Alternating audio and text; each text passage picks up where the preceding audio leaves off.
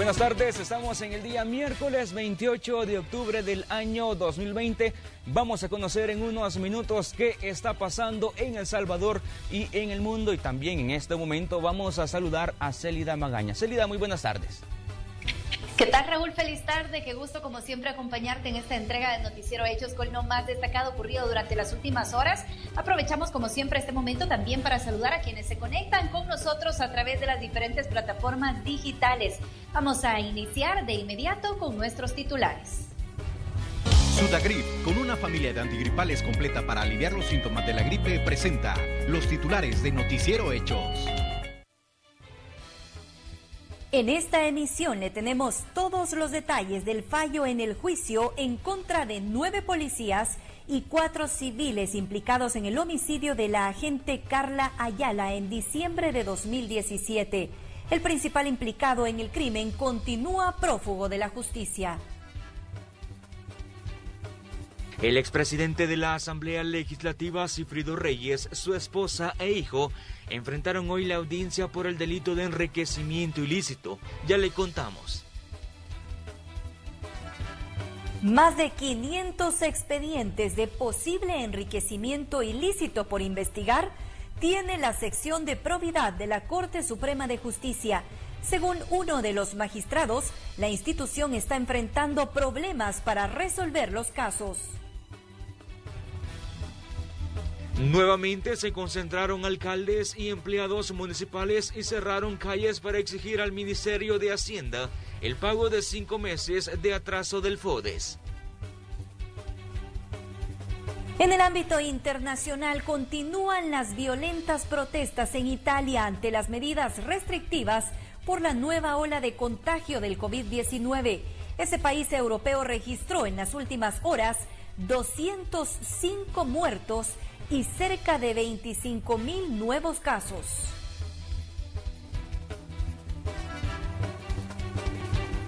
Iniciamos esta emisión con información en desarrollo. Vamos hasta los tribunales de San Salvador. Ahí se encuentra el periodista Igmar Batres y es que se ha conocido la decisión del juzgado en el caso de la agente Carla Ayala. Hoy se dio a conocer el fallo y ahí está Igmar Batres, tal como se los informaba. Igmar, ¿qué ha ocurrido en los últimos minutos?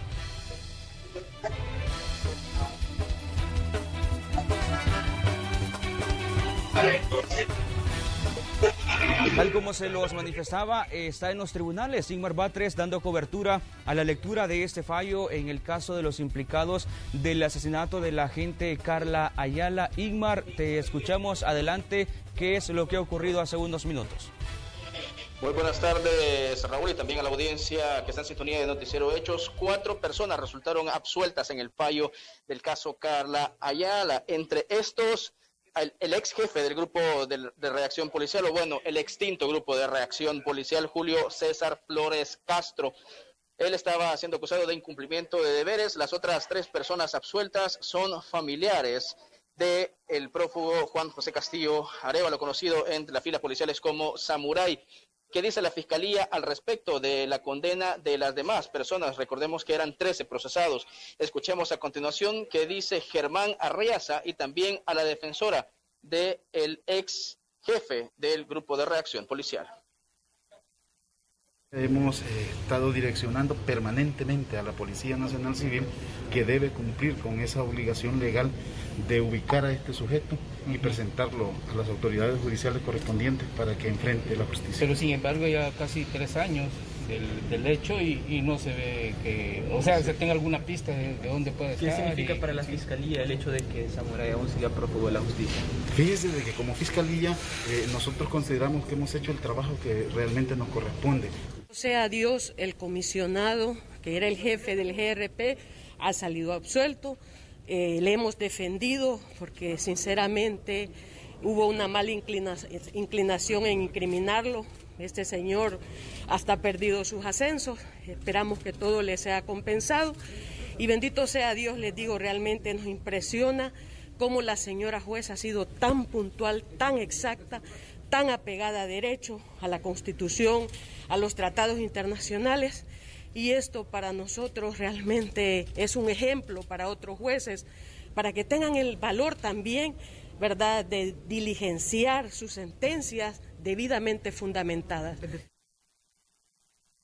Bien, escuchábamos qué decía la abogada y primero a Germán Arriaza, representante de la Fiscalía General de la República. En esta lectura del fallo, que se tardó un poco más de 3 horas, estaba programada a las 9 de la mañana, sin embargo, inició casi al filo de las 10 de la mañana y solo hace algunos minutos acaba de terminar la jueza precisamente de leer ya la resolución. Escuchemos a continuación qué dicen parte de los abogados de las 9 personas que sí fueron condenadas y que cumplirán penas de entre 6 a 8 años de prisión. Escuchemos. Acusado del delito de feminicidio agravado por modalidad de comisión por omisión, salió suelto. Él fue condenado por el delito de incumplimiento de deberes. Hay otras personas que han sido también condenadas por incumplimiento de deberes, pero ninguno condenado por feminicidio, por ninguna de las modalidades que se dio. Señor Julio César Flores Castro, ex jefe del GRP. ¿El condenado suelto? No, el resultado de él fue absolutorio, una sentencia absolutoria. A él se le estaba procesando y acusando por el delito de incumplimiento de deberes.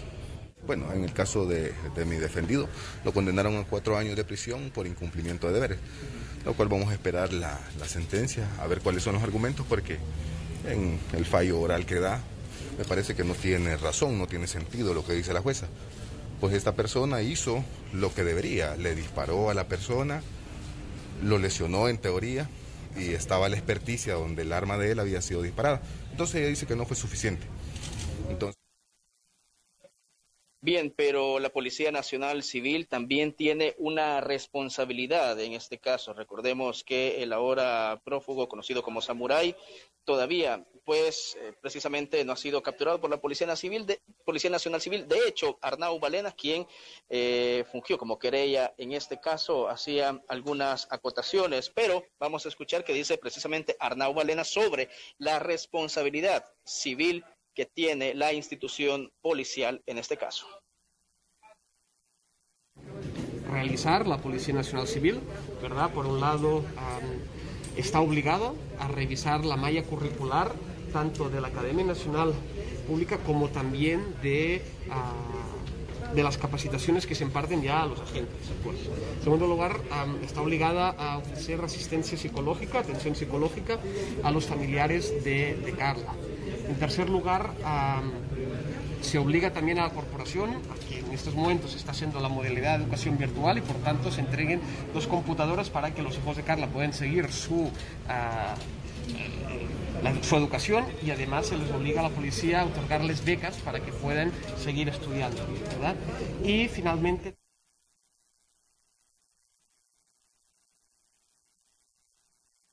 Pero, ¿cuál es el destino? ¿Dónde se encuentra el principal implicado? Castillo Arévalo, el ex agente del grupo de reacción policial, que por cierto, él sí está siendo acusado de feminicidio, las otras personas que fueron condenadas solo por incumplimiento de deber, así que habrá que esperar si se localiza a Castillo Arévalo, el principal implicado, de acuerdo a las autoridades, de asesinar a la agente Carla Mayarí Ayala entre el 29 y 30 de diciembre del año 2017, luego de una fiesta navideña en el grupo de reacción policial ubicado en San Salvador. Raúl.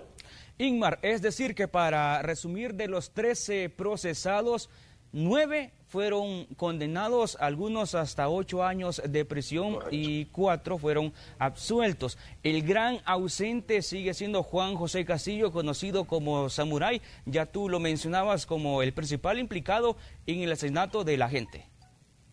Así es, estas personas, pues, habría que esperar en todo caso la defensa, porque recordemos que las condenas rondan entre 6 meses hasta 8 años. La defensa, como en todo caso judicial, no descartó y precisamente apelará esta decisión de la jueza. Esperemos también cómo va eso de la apelación y esperemos la condena en firme, que será hasta dentro de algunas semanas. Ahora habrá que esperar qué dicen las autoridades de la Policía Nacional Civil al respecto sobre la localización y captura de Samurai. Gracias, Ingmar, por tu enlace. Muy buenas tardes. Buenas tardes. Y seguimos con temas judiciales. Por cierto, vamos a establecer un enlace con la periodista Carla Goches, quien se encuentra en la Cámara Segundo de lo Civil, donde hoy se instaló la audiencia preparatoria en contra del exdiputado Sigfrido Reyes. Carla, adelante. Muy buenas tardes, así es, tenemos información desde la Cámara Segunda de lo Civil, donde se ha instalado la audiencia preparatoria en contra del ex legislador Sigfrido Reyes y familiares por enriquecimiento ilícito. Escuchemos parte de la acusación fiscal. Que hemos presentado de enriquecimiento ilícito. A él pues se le reclaman $359,000 por las irregularidades que se le encontraron en probidad, de las cuales no pudo justificar, que consisten en algunos depósitos, adquisición de inmuebles, inversiones a un proyecto Eco Las Violetas. De igual forma, nosotros como fiscalía investigamos y se le encontró un excesivo cobro de viático por $99,000, que también reclamamos al señor Sigfrido Reyes. A su esposa, también por depósitos bancarios realizados, se le encontraron en probidad 2 irregularidades que no superaron por $12,000. La acusación, Reyes obtuvo ingresos que ascienden a los $472,000 durante su periodo como diputado. Entonces, en total son $472,000 que ahora reclamamos para que esa cantidad que no han podido justificar pueda ser reintegrada al Estado como parte del enriquecimiento ilícito del señor Sigfrido Reyes por el cargo que él desempeñó en su tiempo como diputado propietario y como diputado presidente de la Asamblea Legislativa en los periodos del 2006 al 2015, es decir, los 3 periodos que corresponden. Perfecto. Esa es una audiencia especial. Esta es una audiencia que es la audiencia preparatoria del juicio de enriquecimiento ilícito. Tanto Fiscalía como la defensa han presentado pruebas que determinarán la culpabilidad o inocencia de los imputados. Recordemos que Reyes no ha estado presente desde que ha iniciado el proceso judicial porque se encuentra asilado en México. Hasta aquí la información que tengo para compartir con ustedes hasta este momento. Más detalles en la siguiente emisión de Noticiero Hechos. Buenas tardes. Buenas tardes, Carla, y seguimos con más información. Por cierto, la Corte Suprema de Justicia tiene 500 expedientes en la sección de probidad para investigar posibles casos de enriquecimiento ilícito de funcionarios y exfuncionarios. Sin embargo, algunos de los casos ya prescribieron, así lo informó el magistrado Leonardo Ramírez Murcia. Entre las limitaciones que tiene la institución se encuentran la cantidad de documentos procesados y el recurso humano y tecnológico para avanzar con celeridad. Ahí hablamos de más de 500 casos. Dentro de ellos hay una cantidad determinada que ya están prescritos, otros ya fueron, digamos, evacuados y otros que están, la gran mayoría están, más de 300 casos están en trámite, digamos que no han vencido. Estamos hablando de un aproximado de 127 casos, 127 casos aproximadamente que están prescritos. Y seguimos con información de las últimas horas porque esta madrugada la policía ejecutó 18 órdenes de capturas giradas por la Fiscalía General de la República en contra de pandilleros involucrados en el homicidio de agentes y familiares de policías. Los operativos se llevaron a cabo en el municipio de Nejapa, en San Salvador, y según las autoridades, con estas detenciones se están resolviendo 5 casos de asesinatos. La especializada antipandillas y delitos de homicidio de la Fiscalía General de la República esta madrugada ha hecho efectivas acá en el sector de Nejapa, específicamente en el cantón Camotepeque, la captura de 18 sujetos de miembros de la pandilla, 18 revolucionarios. De ellos, a ellos se les está atribuyendo 3 homicidios, dentro de los cuales tenemos el del agente Oscar Pérez, ocurrido en abril del año 2018. Y seguimos con información de este día porque hoy de nuevo empleados municipales se concentraron frente al Ministerio de Hacienda para exigir el pago del FODES. El periodista Enrique López le ha dado cobertura. Adelante. Buenas tardes, compañeros. Efectivamente, y es que nuevamente empleados de distintas alcaldías del país se concentraron frente a las instalaciones del Ministerio de Hacienda para exigir el pago del FODES, que ya suma 5 meses de retraso. De acuerdo a las declaraciones de la alcaldesa de Antiguo Cuscatlán, Milagro Navas, durante los próximos días al menos 6 comunas van a cerrar, ya que no cuentan con los fondos para seguir operando. Escuchemos a continuación. Hay alcaldías que ya van a cerrar y la verdad que en este momento son 42 millones mensuales los que nos deberían, o 42 millones mensuales, de los cuales ya nos deben 6 meses. Entonces esto ya es preocupante, no para las alcaldías, no para los alcaldes, sino que es preocupante para la misma población, porque para esta semana está previsto que 6 alcaldías van a cerrar definitivamente. ¿Cuáles son esas? Las comunas más golpeadas son las del interior del país, que en su mayoría también son las que ya han cerrado debido a que no cuentan con los fondos para continuar atendiendo la pandemia y también para cumplir con todos los compromisos financieros y el pago de los servicios que han adquirido durante estos 5 meses. De acuerdo al alcalde de Apaneca y también al alcalde de Izalco, son grandes proyectos los que se han tenido que poner en pausa debido a que no cuentan con el financiamiento. Tengo 9 proyectos y la gente sin pagarle, no estoy pagando alumbrado público, no estoy pagando desechos, no estoy pagando nada, no hay fondos. Estoy midiendo ya para cerrar. Es un caos, el momento que cerremos es un caos para el pueblo salvadoreño. 5 meses significa para Izalco $1.900.000, de los cuales estaban presupuestados para hacer obras y poder desarrollar todos los programas que nos habíamos propuesto para el 2020. Además, el alcalde de Soyapango, Juan Pablo Álvarez, hace el llamado a las autoridades a que esta situación no se utilice para negociar la aprobación del presupuesto general de la Nación 2021, ya que se está afectando directamente a la población con este impasse que hay entre el Ejecutivo y el Legislativo. Y el tema es que si nos quieren usar como moneda de cambio para que les aprueben el presupuesto general de la Nación, ese es un problema entre el Ejecutivo y el Legislativo. Nosotros no tenemos vela en ese entierro. Lo que sí es seguro es de que si no hay entendimiento y no hay abono para cancelarle a estas personas, lo más seguro es que a partir de la próxima semana sí de verdad se cierre el país de manera indefinida. Esta concentración se prolongó durante toda la mañana y de hecho a continuación les muestro algunas imágenes de lo que sucedió, ciertos conatos de violencia que se registraron cuando los empleados municipales cerraron ambos sentidos del Boulevard de los Héroes. Pero fue gracias a la pronta intervención de la Policía Nacional Civil que esto no pasó a más. Los diferentes alcaldes y también los empleados sostienen que estas medidas van a continuar si el pago del FODES no se hace efectivo. Más detalles se los presento en una nota completa en la emisión de Hechos Estelar. Y la Corte de Cuentas informó que ya se ha iniciado una auditoría al Ministerio de Hacienda precisamente por el atraso en el pago de 5 meses del FODES a las 262 municipalidades del país. También se investiga la falta de transferencia de los $75 millones para atender la emergencia por COVID-19.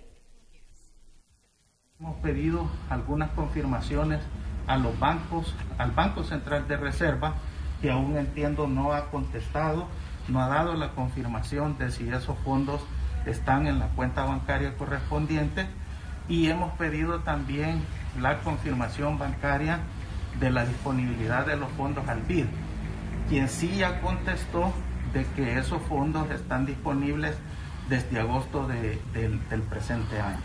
Estamos realizando otro examen especial sobre la disponibilidad de fondos para el pago de salarios a la Asamblea Legislativa y también a las transferencias para pagos de proveedores que tiene pendiente el gobierno, en especial pues la Dirección de Tesorería del Ministerio de Hacienda.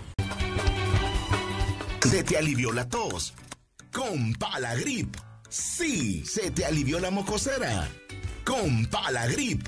Sí, Palagrip, alivio rápido para todos los síntomas de la gripe. Presenta. ¿Se te alivió la tos con Palagrip? Sí. ¿Se te alivió la mocosera con Palagrip? Sí. Alivio rápido para todos los síntomas de la gripe con Palagrip. El reporte del clima gracias a Palagrip de NGM, la nueva generación de medicamentos. ¿Qué dice el pronóstico para este día miércoles? Acá podemos observar, por ejemplo, que esperamos lluvias y tormentas de moderadas a fuerte intensidad, principalmente en horas de esa tarde y también en la noche en la zona central y oriental del país, tómelo en cuenta. Y si hablamos, por ejemplo, de las temperaturas, ¿cómo van a estar para este día miércoles? Por ejemplo, de acuerdo al pronóstico, la máxima será de 28 grados, la mínima de 20 grados centígrados y, por ejemplo, para el día jueves la máxima será de 26 y la mínima de 19. Vamos a ver el día viernes, cuál es el pronóstico. Será de 27 la máxima y la mínima de 19. Y para el día sábado tendremos la máxima de 29 y la mínima de 19 grados. Este ha sido el pronóstico del tiempo gracias a Palagrip, alivio rápido para todos los síntomas de la gripe. Tos con Palagrip. Sí, se te alivió la mocosera. Con Palagrip. Sí. Palagrip, alivio rápido para todos los síntomas de la gripe. Presentó. Y según la Cámara de Comercio e Industria de El Salvador, más del 70% de las empresas ha reportado una disminución en sus ingresos y al menos un 2% han dejado de operar debido a las pérdidas económicas por la pandemia. Buenas tardes, un gusto saludarlos. Efectivamente, este día la Cámara de Comercio e Industria de El Salvador ha informado que al menos el 70% de las empresas han reportado una disminución en sus ingresos, una afectación provocada por la pandemia del COVID-19. Más detalles se los presento en la siguiente nota. Tras la reactivación de la economía, luego de la cuarentena que atravesó el país por la pandemia del COVID-19, al menos el 98% de las empresas lograron sostenerse pese a las pérdidas. Fue una mínima parte la que tuvo que cerrar definitivamente porque sus negocios se fueron a la quiebra. Así lo reveló la más reciente encuesta de la Cámara de Comercio e Industria de El Salvador. Decía un 2% solamente de las empresas que no logró abrir, que digamos ya cerró por el tema de la cuarentena, ¿verdad? Es un dato, pues al final 2% siempre pesa, pero es un dato menor y manejable. De ahí hay un 7% de empresas que mencionan que aún no han podido abrir, pero sí tienen la intención. Sin embargo, el panorama para las empresas que pudieron abrir nuevamente no es nada alentador, ya que más del 70% de estas aseguran que sus ingresos por ventas han caído drásticamente. Pero la afectación general es un 70% de las empresas mencionan que les ha caído la venta y en las micro el 76% menciona que les ha caído la venta. ¿Cuánto les ha caído la venta? El 63% menciona que les ha caído 50% o más. Otro dato preocupante es que el 41% de las empresas estima que el periodo de recuperación podría tardar más de un año. Sin embargo, acciones como el financiamiento de $600 millones para un fideicomiso de Bandesal que beneficiará a las micro y pequeñas empresas podría ser un alivio, dice el presidente de Camarasal. Nosotros desde un inicio mencionábamos que tenías que dejarle de quitar dinero a las empresas y darles liquidez a las empresas. El fideicomiso le da liquidez. Además, habló sobre las proyecciones económicas para el cierre del 2020. En el Producto Interno Bruto, que es el total de la economía, lo que se está esperando es entre un 9 y un 10% de caída, que es lo, digamos, prácticamente oficial. Debido a la pandemia, al menos el 24% de las empresas decidió invertir en digitalizar sus negocios y generar de esta manera un poco de ingresos. La Cámara de Comercio e Industria de El Salvador espera que la condición económica de las empresas pueda mejorar para que no se vean obligadas a tener que dejar de operar. Este es el informe que les he preparado. Regreso con ustedes la señal. Feliz tarde. Gracias, Ileana, importante información. Y vamos a conocer a continuación también importante información para los clientes de Banco Cuzatlán, ya que este fin de semana estarán actualizando sus sistemas y por ello sus agencias Banca Digital y tarjetas de débito SB antes Scotiabank estarán fuera de servicio según los horarios que usted va a ver en sus pantallas y los vamos a leer a continuación en el siguiente recuadro. El servicio a desactivar temporalmente el día viernes 30 de octubre. Agencias, el cierre es a partir de las 12 del mediodía y la apertura será el martes 3 de noviembre. La banca digital a partir de las 4 de la tarde, que será el cierre, y la apertura el lunes 2 de noviembre a las 11 de la mañana. Y en el caso de las tarjetas de débito de Banco Cuzatlán SB antes Scotiabank será a partir de las 6 de la tarde y la apertura será a las 11 de la mañana del lunes 2 de noviembre. También Banco Cuzatlán invita a sus clientes a realizar con anticipación sus operaciones financieras a fin de evitar inconvenientes. Para más información puede consultar en bancocuzatlán.com o al 2212-2000. Parte de la información que les tenemos de última hora. Y vamos a este momento a información también en desarrollo porque las cabinas para realizar pruebas de COVID-19 hoy se instalaron en el municipio de Chapeltique, esto en San Miguel. Ahí nos tiene detalles, ahí se encuentra el periodista Romeo Chicas. Adelante. Muy buenas tardes, colegas que están en estudio. Les informo desde el municipio de Chapeltique, en el departamento de San Miguel, donde este día pues el Ministerio de Salud ha realizado pruebas de COVID-19 a la población de este municipio. La epidemióloga regional de Oriente nos dio información acerca de esta actividad. Se realiza tamizaje comunitario diariamente en las diferentes comunidades, municipios de lo que es todo el país.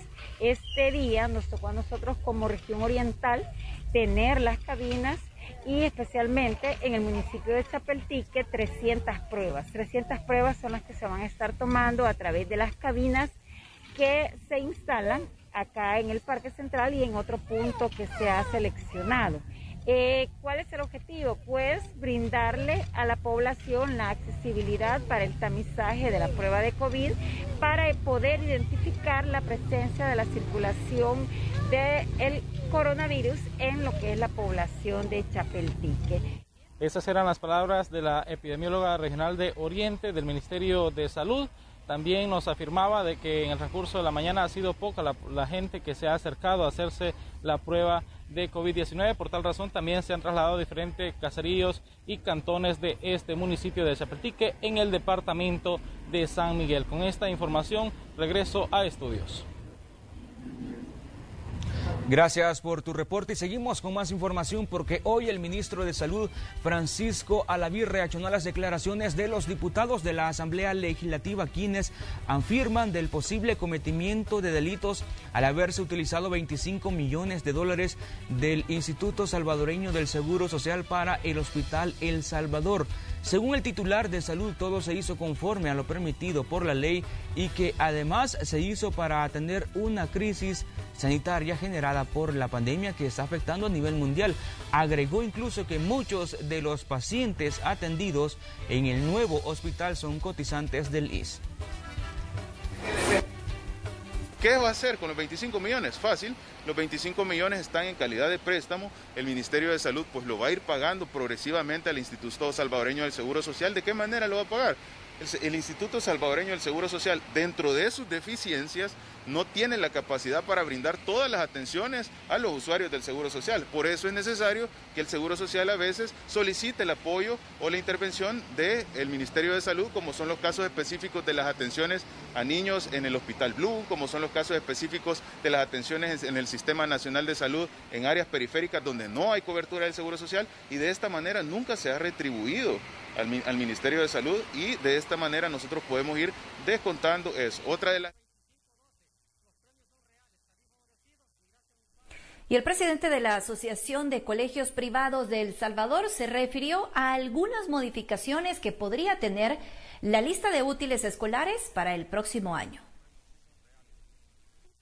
El desarrollo del año lectivo 2021 aún es incierto. Autoridades continúan valorando retornar a lo presencial, pero dependiendo de la evolución de COVID-19, aunque siempre existirá la posibilidad que los padres decidan si enviar o no a sus hijos al centro educativo, según Javier Hernández, presidente de la Asociación de Colegios Privados. Entre el 14 y 18 de enero del próximo año iniciarán las clases, que serán virtuales, y habrá algunas modificaciones en la lista de útiles. La papelería tiene que reducirse, porque obviamente en el trabajo que se hace virtual en el hogar se deja muy corto lo que es la parte de la artística.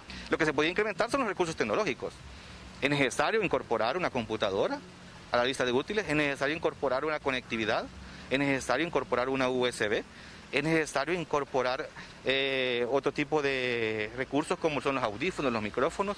Mientras que los requerimientos para las materias se mantendrán, es decir, los libros y cuadernos, porque permitirá un mejor aprendizaje y que se lleve de una forma ordenada. Todas las asignaturas están obligadas a tener un recurso para poder atenderse, entre lo que es el libro de texto, el libro de ejercicios y el cuaderno de apoyo.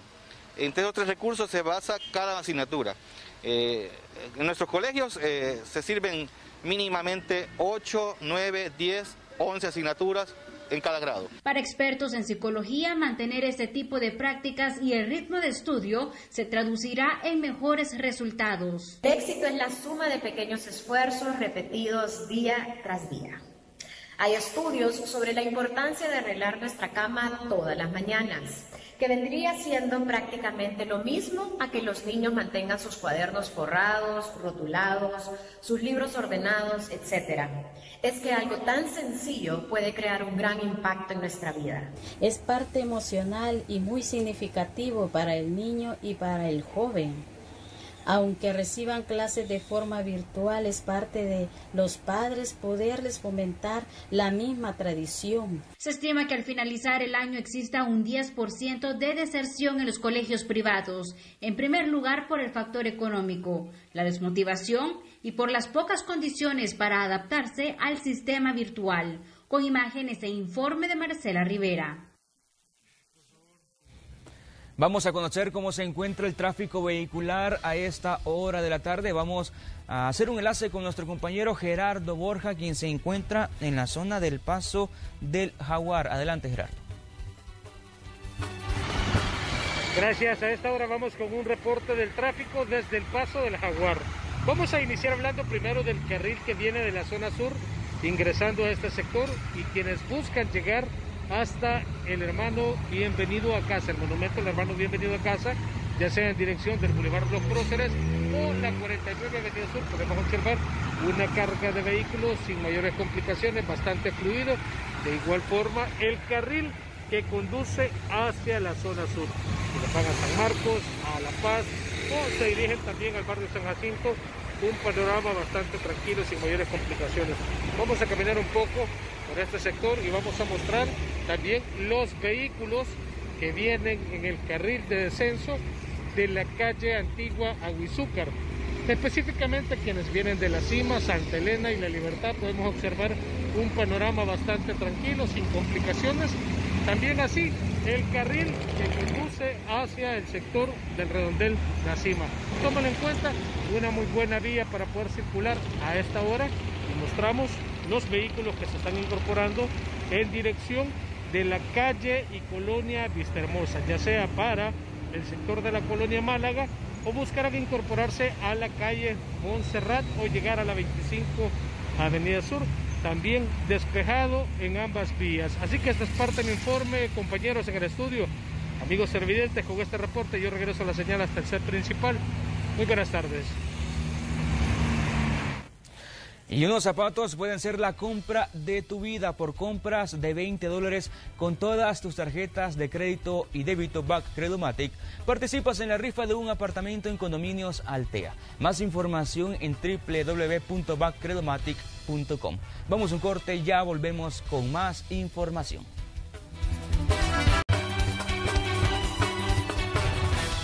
Para ti que eres empleado de gobierno, en Backcredomatic te damos todo el crédito con la cuota más baja. Presenta.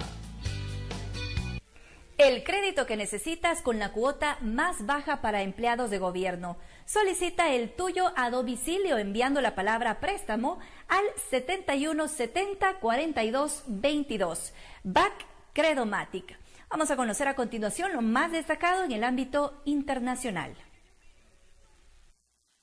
En Italia han continuado las protestas sociales por el descontento ante las medidas restrictivas por la nueva ola de contagios del COVID-19. Varios manifestantes han sido detenidos por la policía italiana tras participar en Roma y otras ciudades en una concentración inicialmente pacífica que después se volvió violenta. Desde hace días ocurre en todo el país concentraciones y manifestaciones de dueños de restaurantes, comerciantes, taxistas o propietarios de gimnasios, cines y teatros, que muestran su malestar por las recientes medidas aprobadas por el gobierno. Mientras, en España se ha alcanzado la cifra más alta de fallecidos en la segunda ola de la pandemia y se agudiza con el paro de trabajadores de salud. 267 muertos en 24 horas. Es la peor cifra en España de esta segunda ola de la pandemia. El Ministerio de Sanidad notificaba más de 18.000 nuevos casos. La situación sanitaria se deteriora rápidamente en medio de la primera huelga indefinida de médicos en 25 años.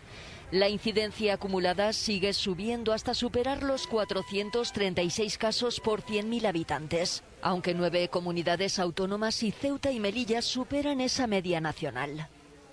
En el conjunto del país, una cuarta parte de las camas para cuidados intensivos están ya ocupadas por pacientes de COVID-19. La situación es preocupante en 8 regiones. En Cataluña, casi la mitad de las plazas de las UCI están ocupadas por enfermos con coronavirus. En Aragón, Madrid y Ceuta, más del 40%. En La Rioja, Navarra y Castilla y León, alrededor del 37%. En la ciudad autónoma de Melilla, el porcentaje se dispara hasta el 64%. El País Vasco, Aragón, Navarra, La Rioja y Asturias decretaron el cierre perimetral de sus territorios. Otras comunidades autónomas lo están estudiando, pero todas las miradas están puestas en Madrid, en vísperas del fin de semana de Todos los Santos, una de las mayores operaciones de tráfico del año. De momento, la presidenta madrileña Isabel Díaz Ayuso ha dicho que tal y como está ahora mismo el virus, la región podría seguir abierta, aunque debe tomar una decisión en las próximas horas. En Filadelfia, Estados Unidos, a pocos días de las elecciones presidenciales, continúan protestas por segundo día consecutivo. Se han reportado al menos 100 personas detenidas en el marco de las protestas que han derivado, en algunos casos, en vandalismo y saqueos, por la muerte de un ciudadano afroamericano el pasado lunes a manos de 2 agentes policiales. Zeta se ha convertido en huracán en la madrugada de este miércoles sobre el Golfo de México, después de haberse degradado a tormenta tropical a su paso por la península mexicana de Yucatán. Y se espera que llegue la tarde de hoy a las costas de Luisiana, Estados Unidos. Los meteorólogos prevén que el ciclón se fortalezca aún más durante el día y que llegue al área de Nueva Orleans, en Luisiana, como categoría 2. Un reporte de Luis Alberto López. Si eres empleado de gobierno, solicita tu crédito enviando la palabra préstamo al 7170 4222. Presentó.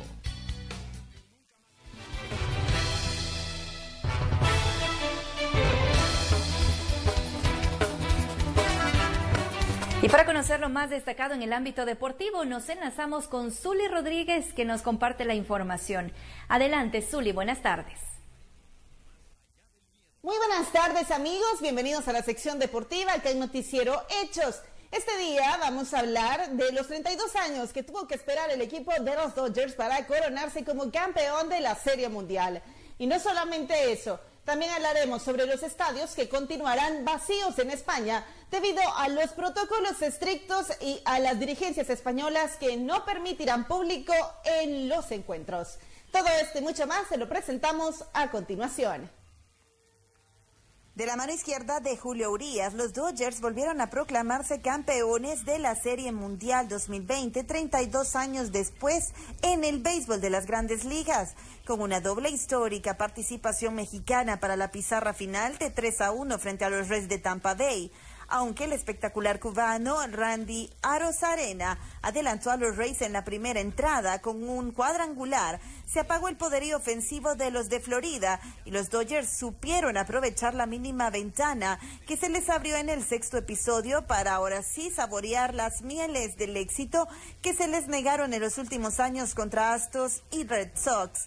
Con 2 cuadrangulares, 5 carreras impulsadas, 7 anotadas y un porcentaje de bateo de .400 durante los 6 duelos, Corey Seager fue elegido el jugador más valioso de la Serie Mundial 2020, superando entre los favoritos a Clayton Kershaw y Mookie Betts.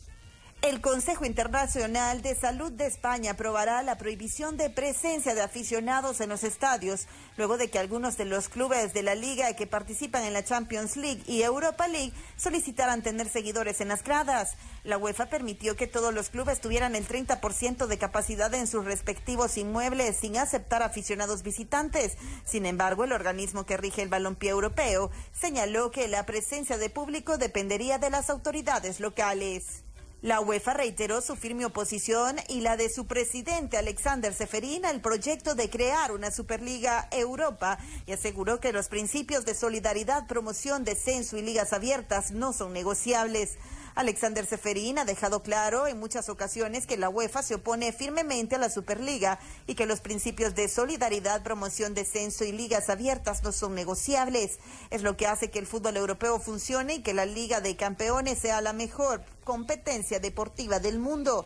La UEFA y sus clubes están comprometidos a construir sobre esa fuerza, no a destruir para crear una Superliga de 10 o 12, incluso 24 clubes, que inevitablemente se convertiría en aburrida, subrayó el presidente del ente internacional.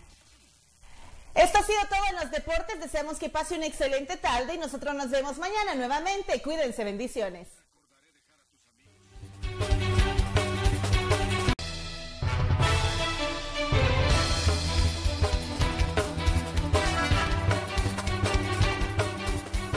Vamos al espacio de la entrevista en Noticiero Hechos. Vamos a conversar sobre temas migratorios. Esta tarde nos acompaña César Ríos, que es director del Instituto Salvadoreño del Migrante, con quien conversamos acerca de diversos temas, ya como se los mencionaba, temas migratorios y salvadoreños en el exterior. César, buenas tardes. Hola Raúl, gracias por la invitación. Hemos tenido un par de semanas muy activas en el tema migración. Bueno, César, iniciando con los datos, ¿cómo ha estado este año en el tema de las deportaciones? Por ejemplo, un año atípico con pandemia, COVID-19, pero ¿qué dicen los datos a comparación de años anteriores? Mira, interesante los datos comparativos que podríamos hacer con el resto del Triángulo Norte, con Honduras y Guatemala. El Salvador representa menos población deportada de Estados Unidos, México para El Salvador. Una reducción que la vemos comparada con Guatemala y con Honduras, que se aumentaron. Aquí hay varios escenarios que podríamos ver. Una serían, ¿será que estos son los efectos de las buenas relaciones de nuestro presidente con el gobierno, con el presidente de Estados Unidos, y que hay una clasificación a quién deportan o a quién no? ¿O puede ser los efectos de la reducción de la migración de El Salvador para Estados Unidos? Al final encontramos que El Salvador se caracteriza, uno, por tener el mínimo dato de deportaciones, y también somos los que menos integramos las caravanas de migrantes para Estados Unidos. Ahora, César, por ejemplo, hablando del TPS, tema bastante sonado e importante también para el país en materia migratoria y economía también, ¿cómo ven ustedes estos anuncios que se dan constantemente y luego de la posibilidad del fin de este beneficio que tienen los salvadoreños de este estatus de protección temporal, y qué se podría seguir haciendo para ayudarlos? Mira, Raúl, yo creo que es importante aclarar temas. Por ejemplo, decir el TPS terminó, ya. Posibilidades hay en otras instancias jurídicas, legales en Estados Unidos, pero la recomendación que hacemos son dos recomendaciones muy puntuales. Uno, que no se desespere. Va a haber alguna alternativa en medio del camino. Te estoy diciendo esto porque ya hemos observado a familias completas beneficiarias del TPS que están abandonando los procesos del TPS y, como dicen en Estados Unidos, se están yendo a la sombra. ¿Ya? Y si hacen eso, negarían todos los procesos que han seguido en los últimos 19 años y no podrían ser beneficiarios ante cualquier alternativa que se da. Lo otro es que aquí los consulados tienen que jugar un papel importante orientando a la población. Y resalto esto porque ya observamos, ya tenemos quejas nosotros de Team Sami de población beneficiaria del TPS que abogados se están aprovechando de esta situación que están viviendo y mira, casi estamos llegando a una estafa de abogados a la población beneficiaria del TPS prometiéndoles cosas que hay veces son imposibles de cumplir. Aquí juega un papel muy importante los consulados de El Salvador en Estados Unidos. Por ejemplo, en el caso del nombramiento de la nueva embajadora, Milena Mayorga, ¿qué esperan ustedes de ella?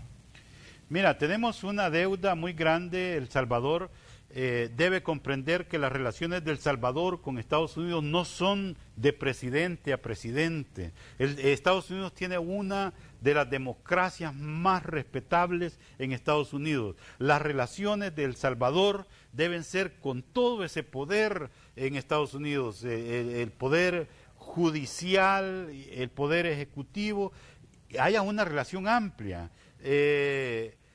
Y en la medida, por ejemplo, en este momento, los del TPS ya no están en manos del Ejecutivo, está en manos de una decisión judicial. Ahí es donde debería ser efectiva las buenas relaciones que tenemos ahí. Ese es un trabajo grande de nuestra nueva embajadora, de ampliar ese lobby, de mejorar las relaciones de El Salvador de país a país.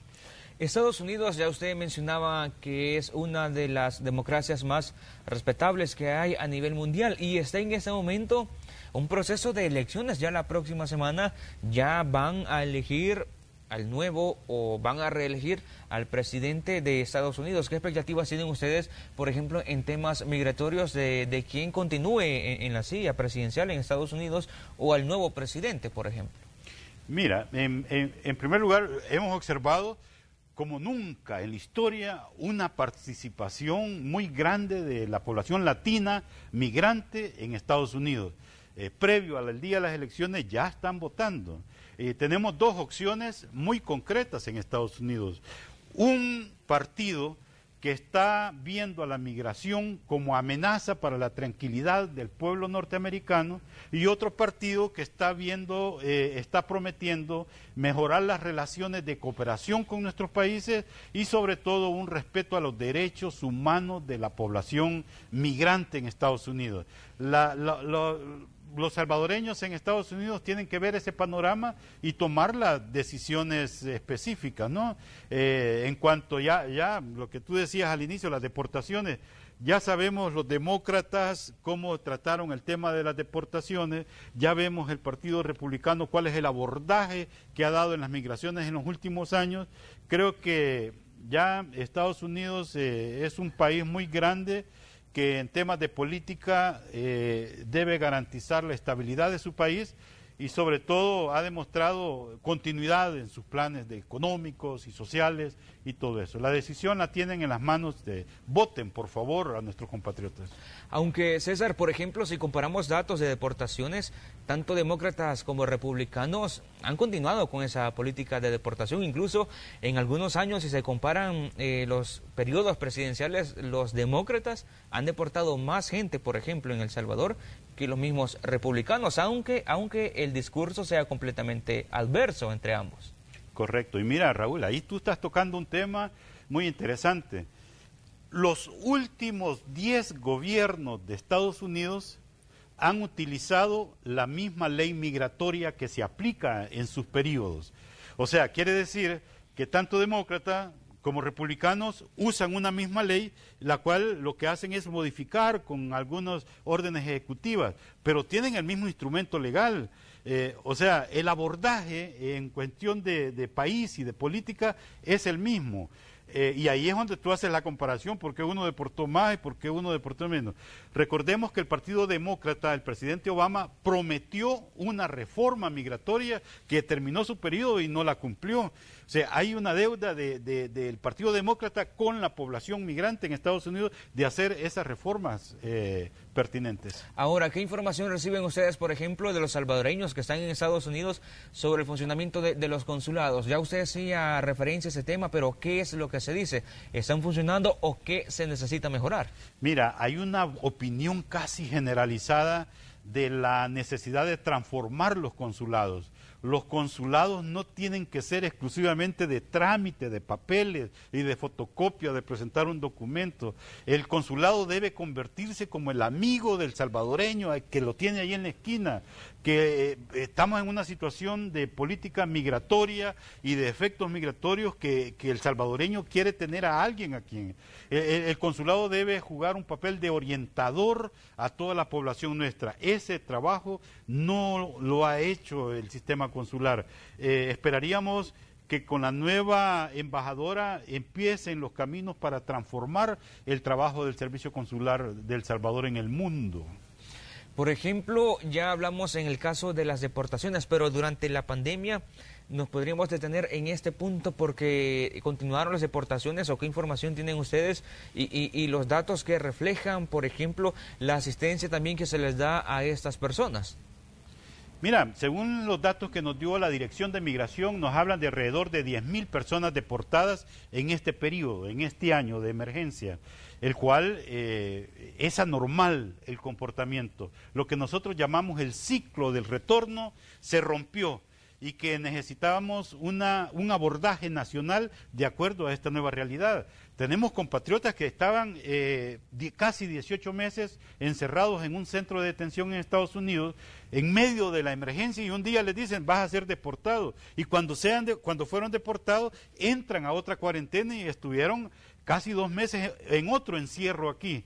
Encerrados allá, el día del retorno vuelven a ser encerrados para proteger la salud nacional, pero bueno, lo que van cargando, ese drama humano que van cargando, creo que hay que tener un abordaje como Ministerio de Salud, respetando esa realidad, ese drama humano que ellos vivieron en medio de esta pandemia.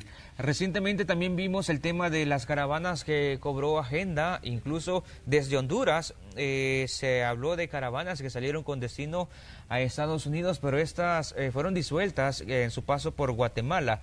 ¿Cómo ve usted la situación en el Triángulo Norte y también en El Salvador? No se ha dado este fenómeno, por lo menos en los últimos años, aunque sí ya tuvimos experiencia ya en años anteriores.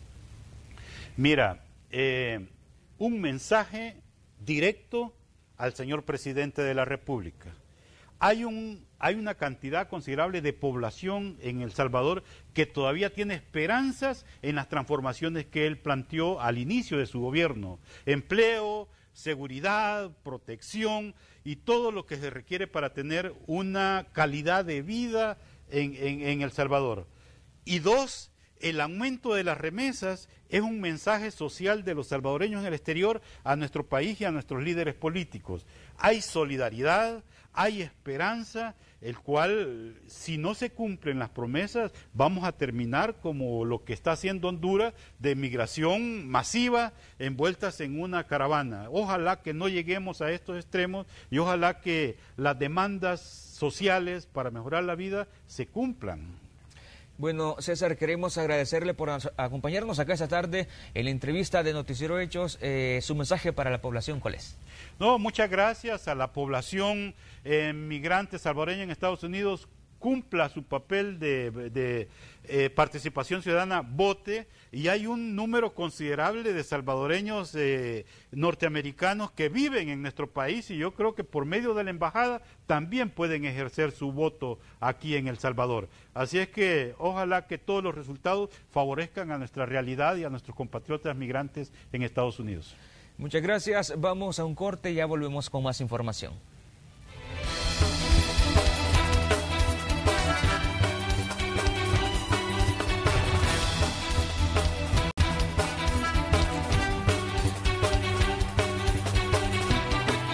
Y las denuncias que usted nos hace llegar hasta nuestra sala de redacción se las presentamos en la sección Hechos en tu comunidad.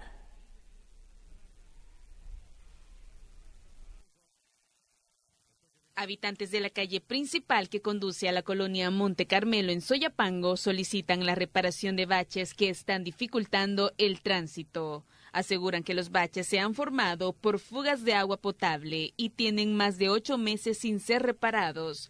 Piden a la municipalidad la pronta intervención.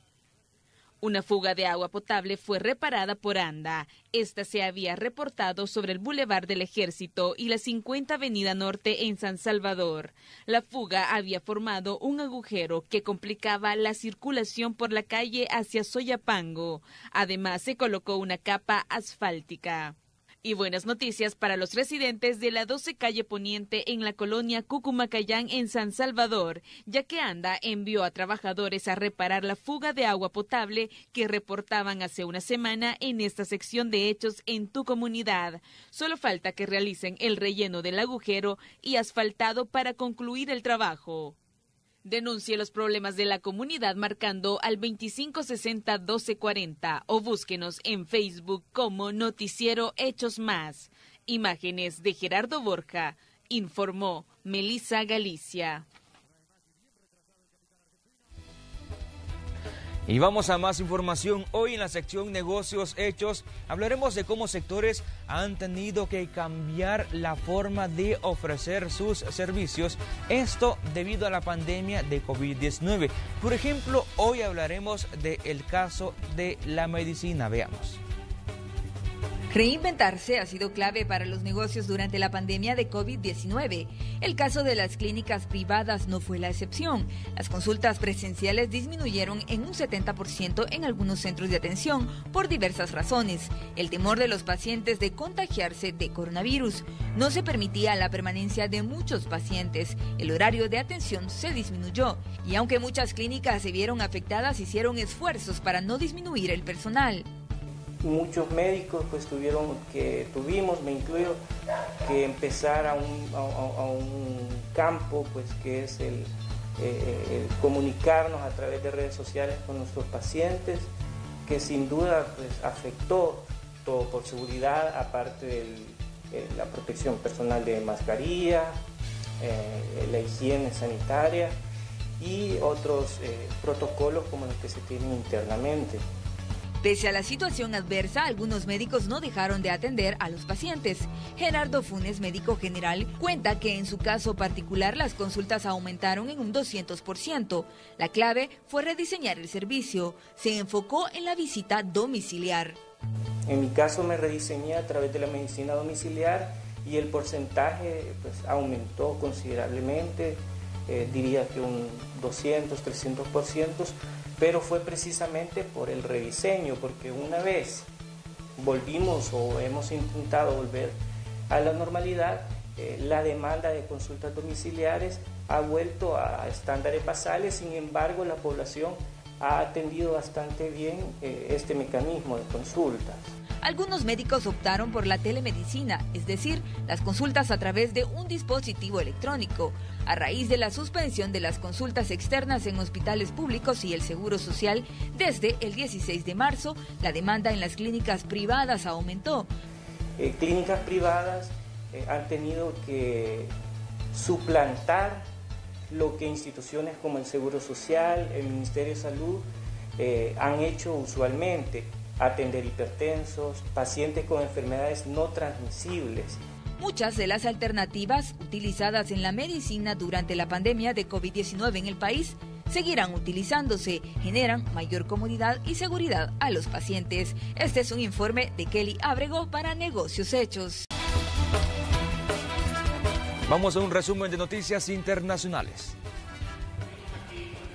El Congreso de Nicaragua aprobó una ley de ciberdelitos calificada por dirigentes y partidos políticos de oposición como ley mordaza, porque castiga con cárcel a las personas y entidades que el gobierno considere difundir noticias falsas en las redes sociales o medios de comunicación. La oposición afirma que la ley pretende controlar y censurar a los medios de comunicación independientes y usuarios de las redes sociales, que son críticos del presidente Daniel Ortega. La ley de ciberdelitos incluye penas de 2 y hasta 8 años de prisión para quienes el gobierno considere que cometan los delitos de propagación de noticias falsas, la divulgación de información confidencial de las instituciones del Estado o el acceso no autorizado a las páginas web del gobierno, entre otras restricciones. En Estados Unidos, la compañía Facebook informó en un comunicado que se vio obligada a eliminar varias cuentas de usuarios que violaban sus políticas contra el comportamiento no auténtico coordinado y que buscaban engañar a las personas sobre quiénes son y qué están haciendo. Agregó que fueron eliminadas 2 páginas de Facebook y 22 cuentas de Instagram por violar las políticas contra la interferencia extranjera. Facebook explicó que se trata de un comportamiento no auténtico y era operada por individuos, algunos ya lo sabían y otros no, y procedían de México y Venezuela, y dirigidos principalmente hacia Estados Unidos. Mientras tanto, los líderes de las compañías Google, Facebook y Twitter se presentan ante el Congreso de Estados Unidos para testificar sobre los contenidos y la censura, a menos de una semana para las elecciones presidenciales en Estados Unidos. Una comisión del Congreso se prepara para interpelar a los directores generales de estas compañías de redes sociales sobre las medidas que están tomando para proteger la información electoral. Este es un reporte de Luis Alberto López. Y vamos a actualizar en este momento casos, o los datos, más bien dicho, del clima. A esta hora vamos a ver el mapa de las condiciones que tenemos a esta hora de la tarde. Recordemos, y también hay que tener las precauciones debidas, porque se han pronosticado lluvias para esta tarde y también para esta noche, según el pronóstico del Ministerio de Medio Ambiente. Antes de finalizar, les informamos que, de acuerdo al pronóstico, se esperan lluvias y tormentas. Esto de moderadas a fuerte intensidad. También decirles que esto se espera en la zona central del país y también en la zona oriental. Es importante seguir también las recomendaciones de las autoridades referente al comportamiento también de las lluvias y sobre todo estar pendientes también de cómo está el comportamiento de las lluvias en el país. Esto para no verse involucrado o tener algún inconveniente por las emergencias que generan. Por cierto, tenemos la actualización del clima con Napoleón Galdames. Observamos el huracán Z sobre el Golfo de México, va con una dirección hacia el norte, hacia Luisiana, Estados Unidos. Ya está bastante alejado de la región, ya no nos está afectando con el tiempo el país. Lo que observamos es una vaguada que se va a desplazar por el territorio durante esta tarde, esta noche. Hoy por la mañana vamos a ver cielo con poca nubosidad, más nubosidad hacia final de la tarde y la noche. Esperamos final de la tarde-noche las lluvias y tormentas de moderadas a fuertes. Esperamos lluvias fuertes en la zona central, zona oriental y a menor intensidad en la zona occidental del país. Estas tormentas siempre acompañadas con ráfagas de viento fuerte y también fuerte actividad eléctrica. Así que la población de la zona central y zona oriental, mucha precaución, ya que estas lluvias y tormentas van a ser de fuerte intensidad. Con respecto a las temperaturas, esperamos un ambiente cálido durante el mediodía, primeras horas de la tarde. Zona central, zona occidental, máximo de 30 grados Celsius. Hacia el oriente, máximos de 35 grados y zona costera, máximos de 32 grados Celsius. Refrescando un poco hacia la noche, principalmente por la madrugada, con mínimas que rondarán los 18 grados Celsius. Eso es todo en cuanto al tiempo para este día. Gracias por la información. Así finalizamos la emisión de este día. Vamos a continuación con Celida Magaña. Gracias, Raúl. Así concluimos esta entrega de Noticiero Hechos, dejándole la invitación para que nos siga a través de las redes sociales. Ahí le estamos actualizando constantemente sobre lo que ocurre tanto a nivel nacional como a nivel internacional. Por nuestra parte es todo. Será hasta mañana. Que tengan feliz tarde. Buenas tardes.